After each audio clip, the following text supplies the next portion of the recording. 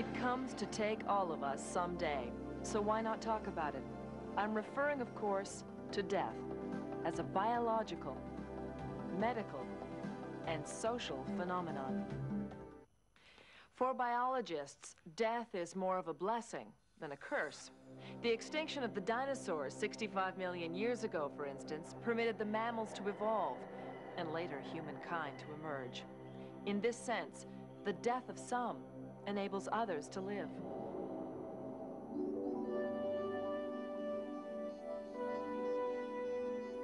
No matter how you look at it, life is something of a miracle. Yet all living things born on this earth, from the very simple to the highly complex, pass but briefly through the world of the living. We might think that death, the inevitable end, is an error in the evolutionary process, but this is not so. Without death, ecological balance would not be possible, and species would not evolve at all. In a word, life could not exist. But there do exist some living things that can be described as immortal: bacteria. In an environment containing the right amount of nutrients, these simple organisms divide approximately every 20 to 30 minutes, each bacterium producing 2 new cells identical to itself. We can speak of immortality in bacteria because every generation is a clone of the previous one. Theoretically, provided it had sufficient nutrients, a bacterial colony could sustain itself indefinitely. However, there is no such thing as immortality for any of the higher organisms.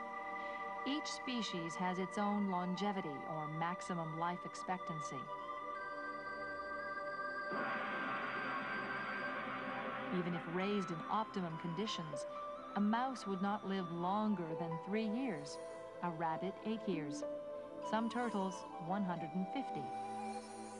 The all-time record for longevity goes to trees, some of which reach the venerable old age of 5,000 years. But even they, doyens of the living world, will eventually perish. Only sexual reproduction enables these animals and plants to avoid extinction. However, unlike bacterial division, sex produces individuals that are different from each other. Since each individual is unique in the world, its death may appear to be an irreparable loss. Death is the result of an aging process that affects every single cell in the organism.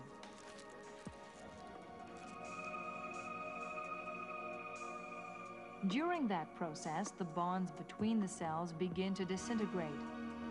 They then shrivel up. Finally, their nucleus, which contains genetic material and forms the control center of cellular activity, subdivides into small fragments and becomes inoperative. The cells thus become functionally dead, entailing the death of the organism they make up. Cell death appears to be programmed within the genetic heritage of each species.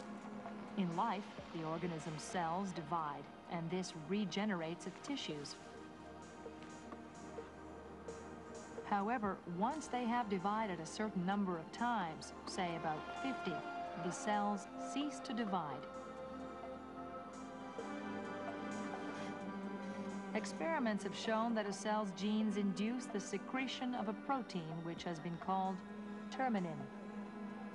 According to one hypothesis, this substance deactivates the cell nucleus that helped to create it. It would be a form of planned suicide. We might wonder why nature would sacrifice the creatures it went to so much trouble to create. The answer is that the death of individuals is what assures the survival of the species. Let's go back to the example of the bacterial colony thriving in a suitable environment. In theory, it could live on indefinitely, but in practice, the bacteria multiplies so quickly that there would soon be a shortage of nutrients and a buildup of toxic waste. As a result, the entire population would be wiped out. That colony of genetically immortal organisms is therefore extremely vulnerable to changes in its environment.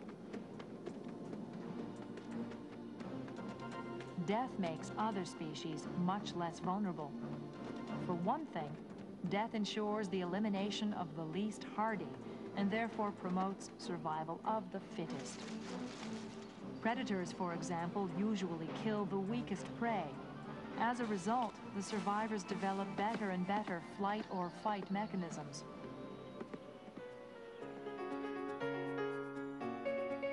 Death also enables a species to evolve by ensuring a continuous renewal from one generation to the next. Indeed, every species has a life cycle, beginning at conception, then birth, going through growth and reproduction, and culminating in aging and death. The faster its life cycle, the greater a species' capacity to adapt. For example, insects, which complete their entire life cycle in less than a year, are able to develop in record time a resistance to the insecticides used to kill them.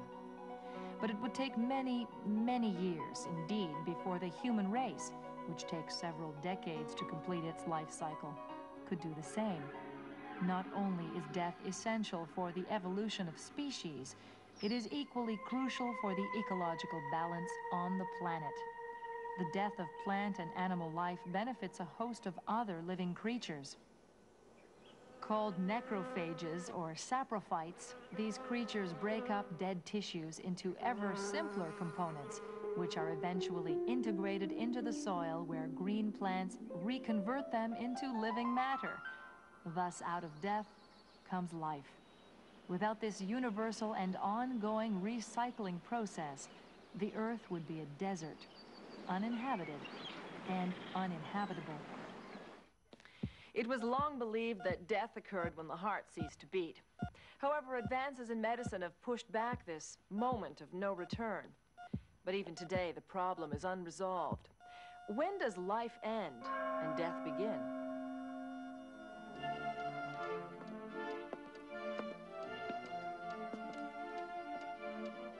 Telling the difference between a dead person and a living person used to be a simple matter. For all intents and purposes, when the heartbeat and breathing stopped, life had stopped. To certify death, a doctor merely felt for a pulse or put a mirror under the patient's nose. If there was no pulse, or if the mirror failed to fog up, the doctor would assume that the patient had died. This is no longer the case today. Thanks to advances in medical science, people who would have once been considered dead can be brought back to life. This inevitably led to a redefinition of death.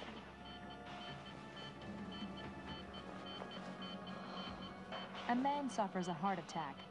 A medical team hastens to his bedside. In order to restore breathing and a normal heartbeat, the team immediately tries to resuscitate him. The fact that the patient's heart has stopped beating does not necessarily mean he will die. Basically, the heart is nothing more than a pump that sends blood through the body to oxygenate and nourish the various organs. Oxygenated by the lungs, the blood first flows to the tissues. Here it loses some of its oxygen. It then flows back to the heart, which sends it to the lungs to be re-oxygenated. The heart has its own natural electrostimulator, which triggers its contractions. However, when that stimulator fails, or the heart muscle is no longer able to pump, as in an infarction, for example, the heart ceases to contract. The blood no longer circulates, and the body begins to be deprived of oxygen.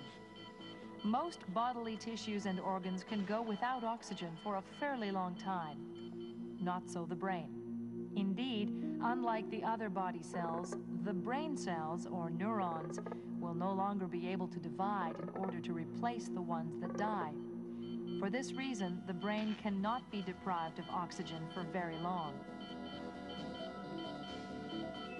If the patient can be resuscitated within minutes after cardiac arrest, he may fully recover.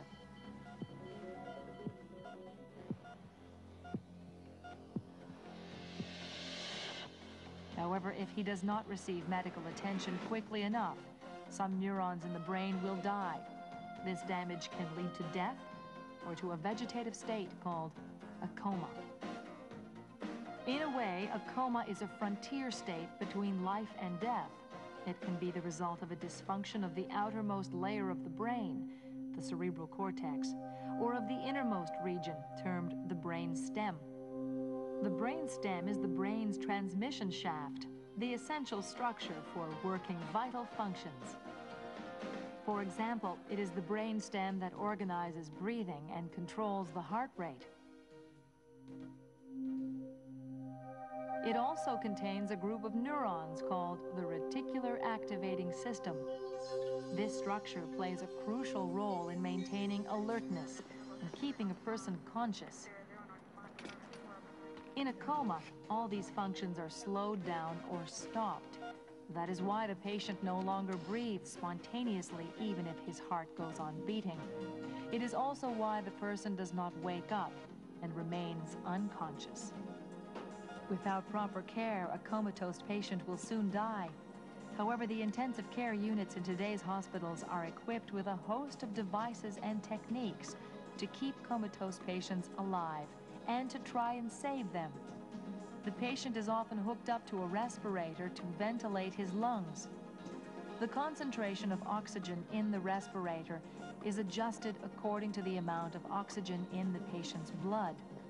Cardiac function and blood pressure are closely monitored at all times and, if needed, controlled with medication. The coma is monitored on a daily basis. The patient's survival will depend on numerous factors. In some cases, spontaneous breathing returns quickly.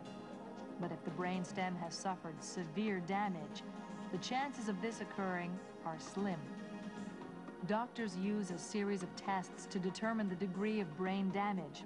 For example, normal responses will include blinking in response to stimulation of the cornea or constriction of the pupils in response to light.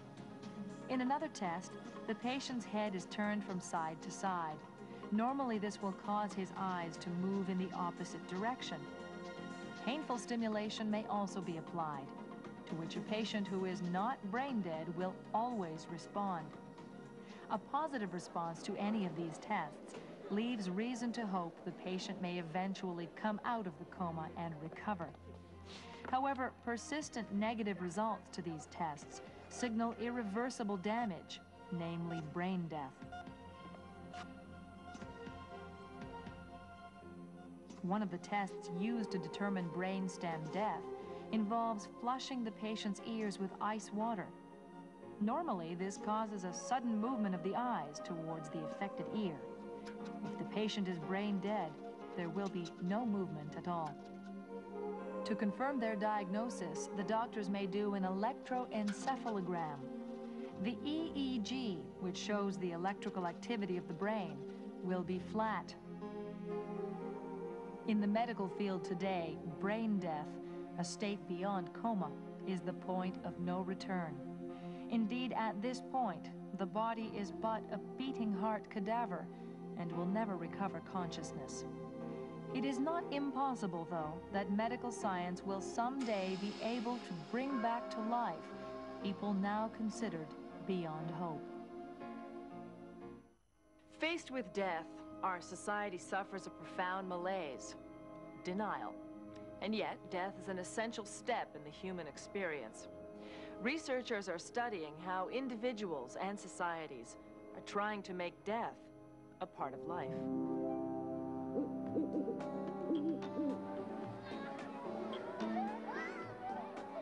Every year, on the evening of October 31st, children invade the streets of North American cities decked out in various costumes, many as ghosts and goblins. They go from door to door, trick-or-treating, or asking for candy and other goodies. It was once believed that on that night, the souls of the dead came back to earth. The handouts to the children were a form of peace offering to the restless spirits of departed ancestors. The custom remains to this day, perhaps to ward off fate. Death rites, like this Halloween custom, exist in all human societies. Their universality attests to a fundamental fact. Of all the animal species, we are the only ones who are aware of our death. That awareness is with us from childhood, but it is when we are dying that it hits us with full force.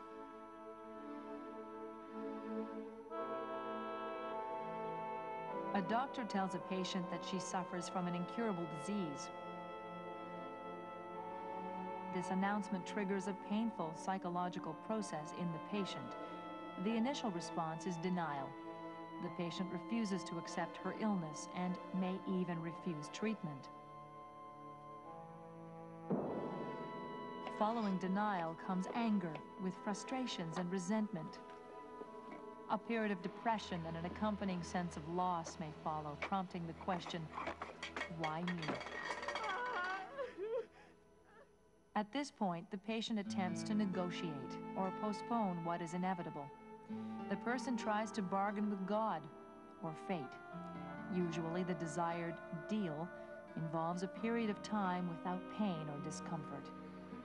If eventually the patient can surmount the denial, anger, futile bargaining, and depression, the final stage of this process of dying often is acceptance, without happiness or even understanding, but with calm.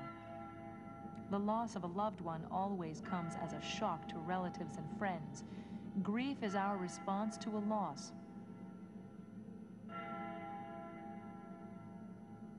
Grief and the effect it has on a person's daily routine of living can be devastating. During his life, each person builds his own image of the world, made up of many components: his physical image, his projects, aspirations, and the things and people around him. When an event, such as the loss of a loved one, destroys part of that universe, the person then has to go about slowly rebuilding a new world for himself. The mourning process also involves a number of stages. The initial shock often triggers a period of disbelief, during which the grieving person is unable to accept the reality of the loss.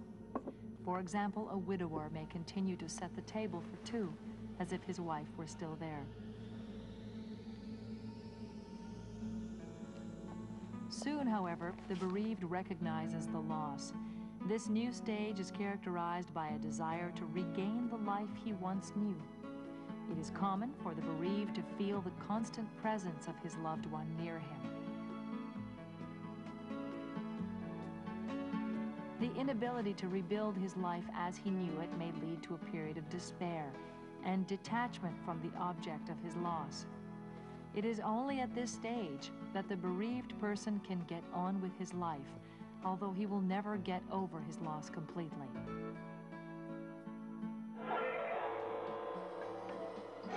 But mourning can have other effects.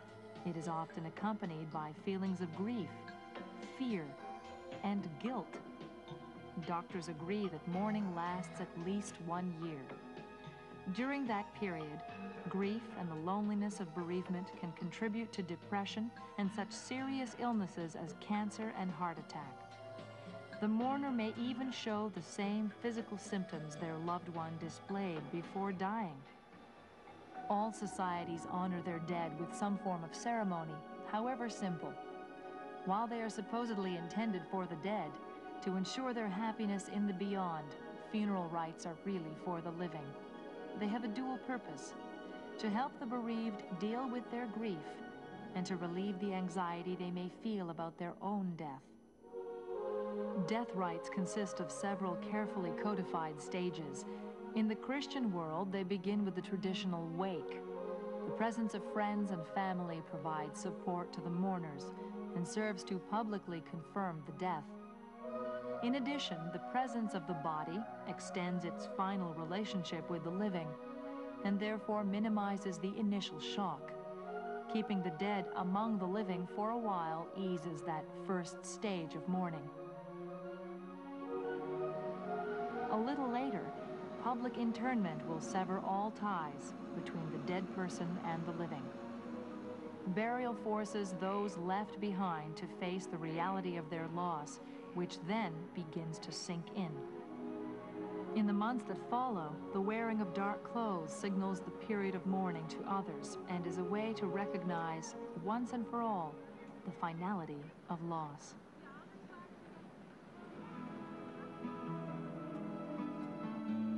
Death rites often conclude with a commemorative service.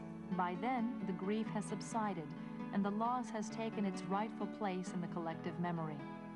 Mourning then enters its final stage, the rebuilding of a new life. These rites have served their purpose, to allow the bereaved to get on with their lives. The rituals of death are extremely important, both for the individual and for society. Unfortunately, in our world, they are declining alarmingly. We must face the facts. To attach so little importance to death is tantamount to depreciating life.